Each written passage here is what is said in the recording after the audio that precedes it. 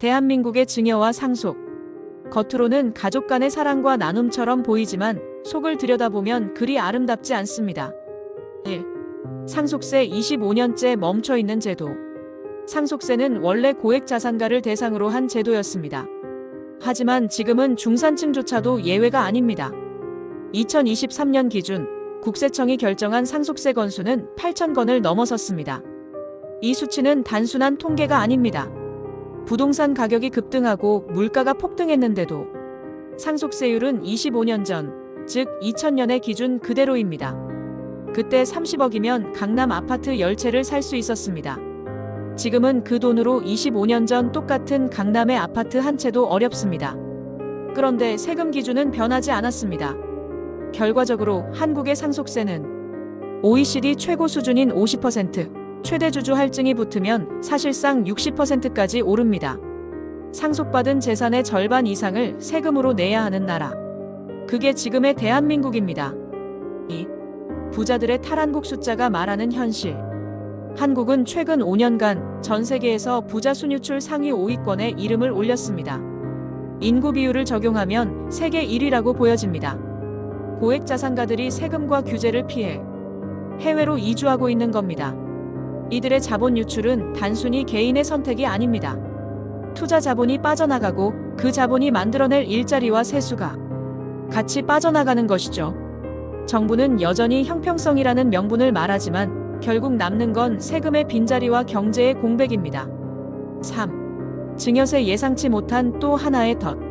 살아있을 때 미리 물려주면 괜찮지 않을까? 많은 이들이 이렇게 생각합니다. 하지만 증여세는 결코 가볍지 않습니다. 최대 세율 50%. 부동산 증여는 감정평가부터 세금 계산까지 복잡하고 잘못 판단하면 세금 폭탄을 맞습니다. 더 나쁜 건 증여받은 재산을 나중에 팔 때 양도소득세가 또 붙는다는 점입니다. 이미 세금을 냈는데 또 내야 합니다. 이중과세라는 지적이 끊이지 않죠. 결국 증여든 상속이든 어차피 세금은 피할 수 없다. 이게 현실입니다. 4. 가족 간의 전쟁 유산보다 값비싼 감정의 파탄. 법원 통계에 따르면 상속 관련 소송은 매년 꾸준히 증가하고 있습니다. 형제자매, 부모 자식 간의 소송이 늘어나면서 가족이라는 단어는 점점 공허해지고 있습니다. 돈 앞에서는 정의도 효도도 사라집니다. 결국 남는 건 상처와 원망뿐이죠. 5. 불평등의 대물림 세금으로도 못 막는 현실. 부유한 가정은 세무사, 변호사, 회계사를 고용해 합법적인 절세를 합니다. 하지만 서민은 그럴 여유가 없습니다.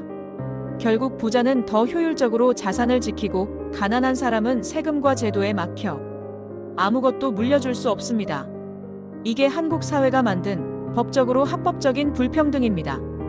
6. 제도의 현실화가 아닌 정부의 현실 부정. 상속세율이 현실을 반영하지 못한 지 25년.